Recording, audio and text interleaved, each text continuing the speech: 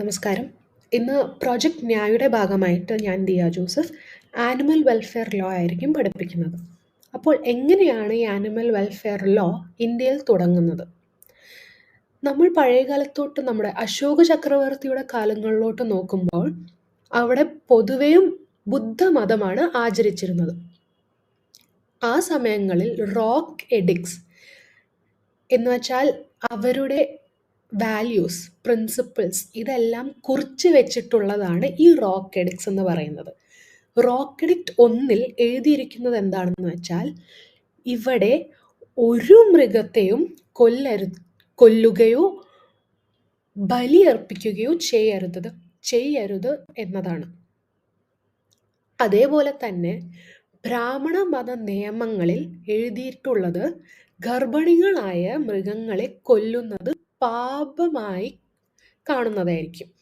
അതേപോലെ തന്നെ ഗുപ്ത രാജാക്കന്മാരുടെ സമയത്ത് ഉള്ള നിയമം എന്തായിരുന്നു എന്ന് വെച്ചാൽ പശുവിനെ കൊല്ലുന്നത് വധശിക്ഷ കുറ്റമായിട്ടായിരുന്നു കണ്ടിട്ടുള്ളത്. അതേപോലെ വേറെ ഹിന്ദു രാജാക്കന്മാരും വാഴുന്നിരുന്ന സമയത്ത് ഇതേപോലത്തെ നിയമം തന്നെയായിരുന്നു അവരും കൽപ്പിച്ചിരുന്നത്.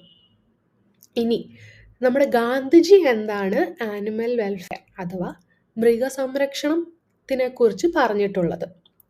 താഴ്ന്ന ജീവിതം എത്രത്തോളം നിസ്സഹായനാകുന്നുവോ അത്രയും നമ്മൾ അവരെ ദയത്തോടെ തന്നെ കാണണം എന്നതാണ്.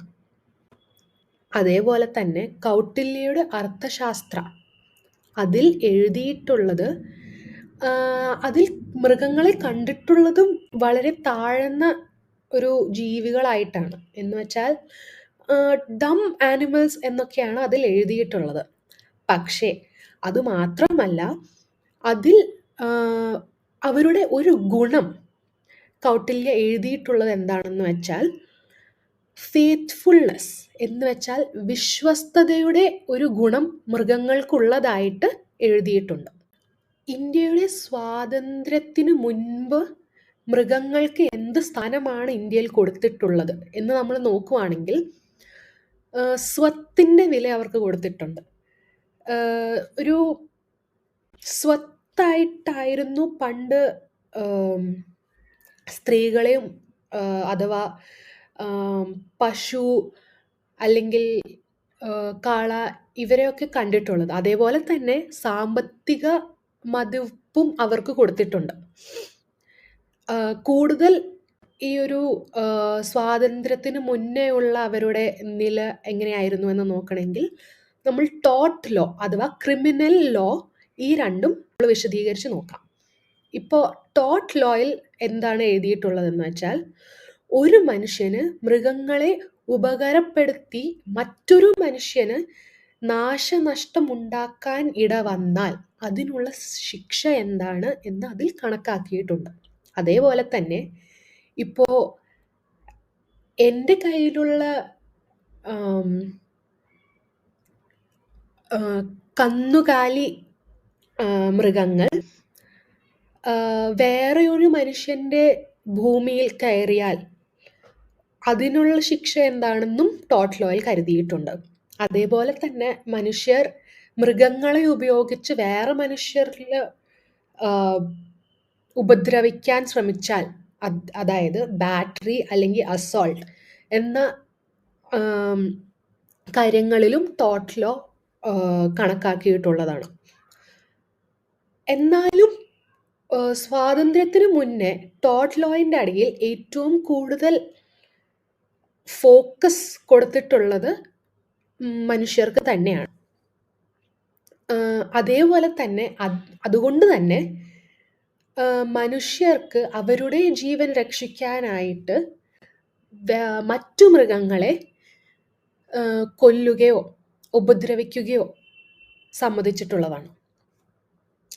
ഇപ്പോൾ നമ്മൾ ക്രിമിനൽ ലോ നോക്കുകയാണെങ്കിൽ സെക്ഷൻ 47 മനുഷ്യൻ ഒഴികെയുള്ള എന്തൊരു ജീവജാലത്തെയും മൃഗമായിട്ടാണ് നിർവചിച്ചിട്ടുള്ളത്. ഈ സെക്ഷൻ എന്താ പറയുന്നത് എന്ന് വെച്ചാൽ ഒരു മൃഗത്തെ ഡിഫൈൻ ചെയ്തിരിക്കുകയാണ് ചെയ്യുന്നത്. എന്ന് വെച്ചാൽ ഏതൊരു ജീവജാലവും മനുഷ്യനല്ലാതെ ഉണ്ടെങ്കിൽ അതൊരു മൃഗമാണ്. അതേപോലെ തന്നെ സെക്ഷൻ 289 പറയുന്നത് മൃഗങ്ങളോടുള്ള അശ്രദ്ധമായ പെരുമാറ്റം. ഇപ്പോൾ എൻ്റെ വീട്ടിൽ ഒരു മൃഗമുണ്ടായിട്ട് ഞാൻ അതിന് സമയാസമയത്ത് ഭക്ഷണം നൽകാതെ ഇരിക്കുമ്പോൾ എന്തൊക്കെയാണ് ഞാൻ ചെയ്യുന്ന ഒഫൻസുകൾ, അതൊക്കെയായിരിക്കും ഈ 289 സെക്ഷനിൽ വരുന്നത് IPC. ഇനി സെക്ഷൻ 363A അതിൻ്റെ അടിയിൽ കൊടുത്തിരിക്കുന്നതാണ് ഭിക്ഷ. ഭിക്ഷ എന്ന് വെച്ചാൽ ഇപ്പോൾ ചില മനുഷ്യർ മനഃപൂർവ്വം മൃഗങ്ങളെ ഉപദ്രവിച്ച് അവരെ മുൻപിൽ നിർത്തി കാശ് നേടുകയോ ഭിക്ഷ അർപ്പിക്കുകയോ ചെയ്യുന്നുണ്ട്. ഈ സെക്ഷൻ അതിനെ പറ്റിയിട്ടുള്ളതാണ്. അതേപോലെ സെക്ഷൻ 377 377 എല്ലാവർക്കും അറിയാവുന്നൊരു സെക്ഷനാണ്. അതിൽ ശാരീരിക ബന്ധത്തിൽ ഒരു മനുഷ്യൻ മൃഗമായിട്ട് പെടുമ്പോൾ 10 വർഷ ശിക്ഷയും അതിനു കൂടെ പിഴയും നൽകുന്നതാണ്. 378 സെക്ഷൻ്റെ ഇടയിൽ മോഷണം. ചലിക്കുന്ന വസ്തുക്കൾ, അതായത് മൂവബിൾ പ്രോപ്പർട്ടിയുടെ അടിയിലാണ് മൃഗങ്ങളെ കണക്കാക്കിയിട്ടുള്ളത്. ഇപ്പോൾ എൻ്റെ മൃഗത്തെ ആരെങ്കിലും തട്ടിയെടുത്തുകൊണ്ട് പോയാൽ എനിക്ക് ഈ സെക്ഷൻ ആയിരിക്കും ഉപയോഗപ്രദമായിട്ട് വരിക. അതേപോലെ 426 കുസൃതിക്ക് ശിക്ഷ എന്ന് വെച്ചാൽ മിസ്ചീവിയസ്. അതിൻ്റെ അടിയിൽ 3 മാസം ശിക്ഷയും ഫൈനും വരുന്നതാണ്, പിഴ. അതേപോലെ തന്നെ അതിൻ്റെ താഴെയുള്ള സെക്ഷൻ, അതായത് 428 ഇതേപോലെ തന്നെ മിസ്ചീഫ് കൂടുതൽ ഡീറ്റെയിൽ ആയിട്ട് അവർ കൊടുത്തിരിക്കുന്നത് ഇപ്പോൾ കൊല്ലുകയോ അല്ലെങ്കിൽ വിഷം നൽകുകയോ, ചിലവർ ഈ വാലുകൾ മുറിച്ച് കളയുക, അല്ലെങ്കിൽ അങ്ങനത്തെ കുറേ ഉപദ്രവം അല്ലെങ്കിൽ വേദനയേറ്റുന്ന കുറേ കാര്യങ്ങൾ ചെയ്യുമ്പോൾ, മൃഗങ്ങൾക്കെതിരെ ചെയ്യുമ്പോൾ 2 വർഷം മാക്സിമം, ഏറ്റവും കൂടുതൽ 2 വർഷ ശിക്ഷയും അല്ലെങ്കിൽ ഫൈനും അഥവാ രണ്ടും. അതേപോലെ തന്നെ ഇതേ മിസ്ചീവ് ഇപ്പോൾ വലിയ സൈസിലുള്ള മൃഗങ്ങൾ, അത് വെച്ചാൽ ആനയോ പോത്തോ കുതിര ഇവയൊക്കെ ചെയ്തു കഴിഞ്ഞാൽ 250 രൂപ പിഴയായിട്ട് അടയ്ക്കണം, അഥവാ 5 വർഷ ശിക്ഷയായിരിക്കും. അതേപോലെ സെക്ഷൻ 430 അടിയിൽ ഇപ്പോൾ ഈ കാണിക്കുന്ന കുസൃതികൾ വേറെ ഒരു മനുഷ്യന് ഇഞ്ചുറി, ഉപദ്രവം ഉണ്ടാക്കിയാൽ അതും കൃഷി സ്ഥലങ്ങളിലാണെങ്കിൽ അല്ലെങ്കിൽ വെള്ളത്തിൻ്റെ നാച്ചുറൽ ഫ്ലോ ഡൈവേർട്ട് ചെയ്യുന്ന രീതിയിലാണെങ്കിൽ എന്തൊക്കെയാണ് ശിക്ഷ എന്നുള്ളതാണ് 430 സെക്ഷനിൽ കൊടുത്തിട്ടുള്ളത്.